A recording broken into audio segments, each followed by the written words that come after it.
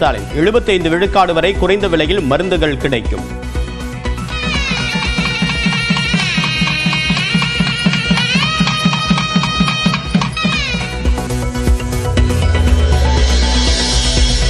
சர்க்கரை ரத்த அழுத்தத்தால் பாதிக்கப்பட்டோர் அதிக அளவில் மருந்துகள் வாங்க வேண்டி உள்ளதால் மலிவு விலையில் முதல்வர் மருந்தகம். முதலமைச்சர் மு க ஸ்டாலின் விளக்கம். நம்முடைய அரசு சாதாரண சாமானிய மக்களுக்கான அரசு என்பதற்கு அடையாளம்தான் இந்த முதல்வர் மருந்தக திட்டம். நம்முடைய அரசு சாதாரண சாமானிய மக்களுக்கான அரசு என்பதற்கு அடையாளம்தான் இந்த முதல்வர் மருந்தக திட்டம். அரசு ஊழியர் ஆசிரியர் அமைப்பான ஜாக்டோஜியோ நாளை எந்தவிதமான போராட்டத்தையும் நடத்த உயர்நீதிமன்ற மதுரை கிளை தடை. 4 வாரங்களுக்கு பிறகு மறு விசாரணைக்கு வரும் என்று போராட்டம் நடத்தக்கூடாது என்றும் உத்தரவு. பேச்சுவார்த்தையில் அரசு ஊழியர்கள் மற்றும் ஆசிரியர்கள் வைத்த கோரிக்கைகள். முதலமைச்சருடன் இன்று மாலை ஆலோசனை மேற்கொள்ளும் அமைச்சர்கள் குழு.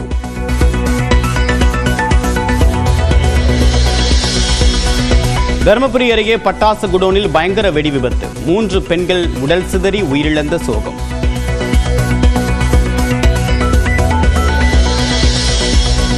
நாம் தமிழர் கட்சியிலிருந்து மாநில மகளிர் பாசறை ஒருங்கிணைப்பாளர் காளியம்மாள் விலகல்.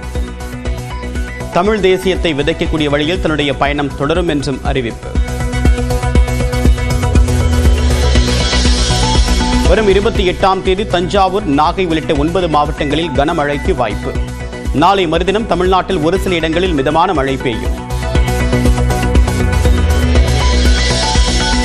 ஜெயலலிதாவின் பிறந்தநாளை ஒட்டி அவருடைய சிலைக்கு எடப்பாடி பழனிசாமி மரியாதை. அதிமுக அலுவலகத்தில் 77 கிலோ கேக் வெட்டியும் கொண்டாட்டம்.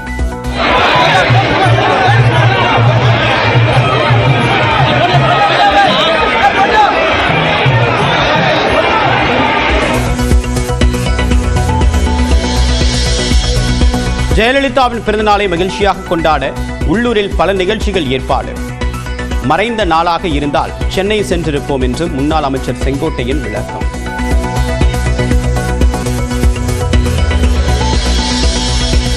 தமிழ்நாட்டின் வளர்ச்சிக்காக வாழ்க்கையை அர்ப்பணித்த மனிதாபிமானமிக்க தலைவர் ஜெயலலிதா. அவருடன் எண்ணிலடங்கா முறை பழகுவதற்கு வாய்ப்பு கிடைத்தது கௌரவம் என்று பிறந்த நாளில் நினைவு கூர்ந்த பிரதமர் நரேந்திர மோடி.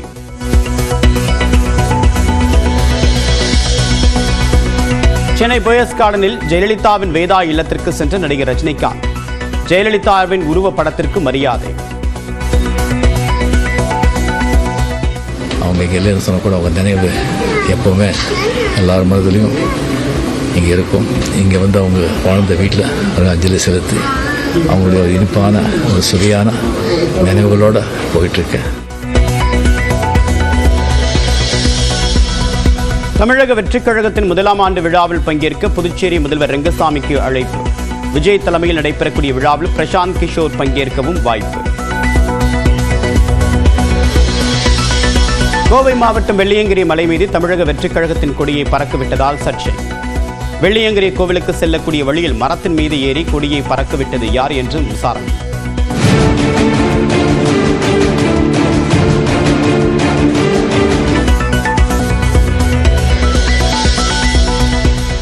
கோவில்பட்டியில் தனியாக வசித்து வந்த இளம் பெண்ணின் வீட்டிற்குள் நள்ளிரவில் கத்தியை காட்டி பாலியல் வன்கொடுமை.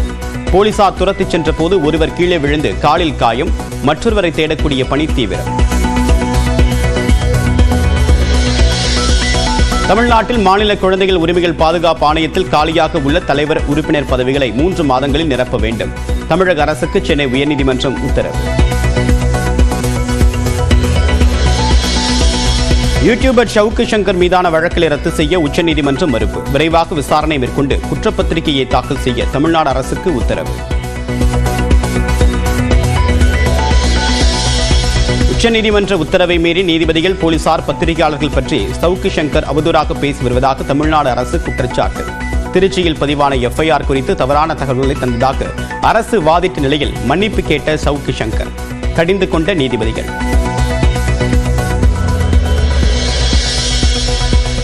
புதுக்கோட்டை ஜகபர் அலி கொலை வழக்கில் கைதான ராசு ராமையாவின் கிரஷருக்கு சீல் வைத்து வருவாய் கோட்டாட்சியர் நடவடிக்கை. 490 டாரஸ் லாரிகளில் பதுக்கி வைக்கப்பட்டிருந்த குவாரி கற்களும் பறிமுதல்.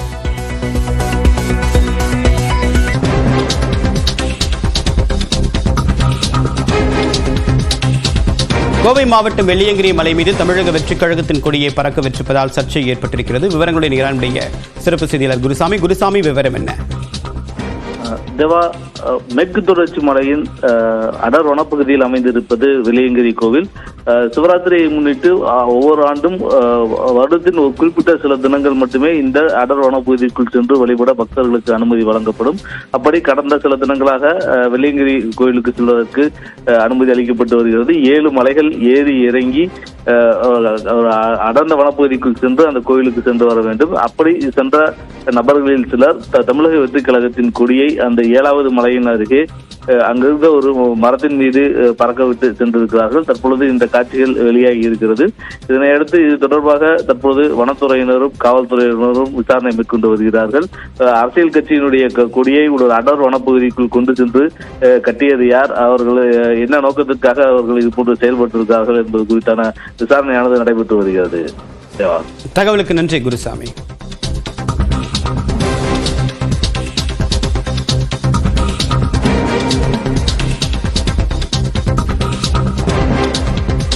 திருத்துறைப்பூண்டி ரயில் நிலையத்தில் இருக்கக்கூடிய 150 நெல் மூட்டைகள் நாளை தூத்துக்குடி செல்லும் என்று அண்மை தகவல் வெளியாகிறது. விவரங்களுடைய நிகரான செய்தியாளர் ராஜசேகர் பின்னணி என்ன?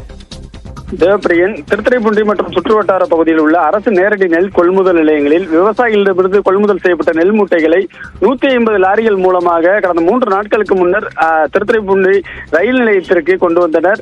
இந்த நெல் மூட்டைகள் ரயில் மூலமாக தூத்துக்குடிக்கு செல்ல வேண்டிய நிலையில ரயில் வராத காரணத்தினால் 3 நாட்களாக லாரியிலேயே அந்த நெல் மூட்டைகள் தங்கி இருந்தது. இதன் காரணமாக சுமை தூக்கும் தொழிலாளர்கள், லாரி ஓட்டுநர்கள், விவசாயிகள் என பல்வேறு தரப்பினர் பாதிக்கப்பட்டிருந்தார்கள். உடனடியாக நெல் மூட்டைகளை இயக்க வேண்டும் விவசாயிகளும் லாரி உரிமையாளர்களும் கோரிக்கை வைத்திருந்தார்கள். இது சம்பந்தமாக இன்று போராட்டமும் நடத்தியிருந்தார்கள். இது குறித்த செய்தியை நியூஸ் 18 தமிழ்நாடு தொலைக்காட்சியில் ஒளிபரப்பியிருந்தோம். இந்த நிலையில திருவாரூர் மாவட்ட ஆட்சியர் மோகனச்சந்திரன் நியூஸ் 18 தமிழ்நாடு தொலைக்காட்சிக்கு தொலைபேசி மூலமாக தற்போது தகவல் அளித்திருக்கிறார்கள். இது நாளை திருத்துறைப்பூண்டி ரயில் நிலையத்தில் தேங்கியுள்ள அந்த நெல் மூட்டைகள் ரயில் மூலமாக தூத்துக்குடிக்கு அனுப்பி வைக்கப்படும். அதற்கான நடவடிக்கைகள் எடுக்கப்பட்டுள்ளதாகவும், ஏற்கனவே போட்ட ஷெட்யூல்ல அந்த ரயில்கள் வராத காரணத்தினாலே தேங்கி இருந்தது. தற்பொழுது ரீஷெட்யூல் போடப்பட்டு நாளை ரயில்கள் மூலமாக அந்த நெல் மூட்டைகள் அனுப்பப்படும் என தெரிவித்திருக்கிறார். தகவலுக்கு நன்றி ராஜசேகர். கல்வியும் மருத்துவமும் தான் திமுக அரசின் இரு கண்கள் என்று முதலமைச்சர் மு.க. ஸ்டாலின் தெரிவித்திருக்கிறார். பொதுமக்களுக்கு குறைந்த விலையில் மருந்துகள் கிடைக்கக்கூடிய வகையில் முதல்வர் மருந்தகங்கள் அமைக்கப்படும் என்று முதலமைச்சர் மு.க. ஸ்டாலின் அறிவித்திருந்தார். அதன்படி முதற்கட்டமாக தமிழ்நாடு முழுவதும் அமைக்கப்பட்டிருக்கூடிய 1000 முதல்வர் மருந்தகங்களை முதலமைச்சர் மு.க. ஸ்டாலின் சென்னையிலிருந்து காணொலி காட்சி வாயிலாக தொடங்கி வைத்தார். இந்த நிகழ்ச்சியில் பேசியவர் நீரிழிவு, ரத்த அழுத்தத்தால் பாதிக்கப்பட்டவர்கள் தொடர்ந்து அதிக அளவில் மருந்துகள் வாங்க வேண்டியிருப்பதாக கூறினார். எனவே எளிய மக்களின் மருத்துவ சுமையை குறைக்க வேண்டும் என்பதற்காக இந்த மருந்தகங்கள் திறக்கப்படுவதாகவும் தெரிவித்தார். முதல்வர் மருந்தகங்களுக்கு மருந்துகள் தேவைக்கு ஏற்றவாறு அனுப்பி வைக்க மாவட்டம் தோறும் மருந்து கிடங்கு அமைக்கப்பட்டிருப்பதாகவும் முதலமைச்சர் தெரிவித்தார்.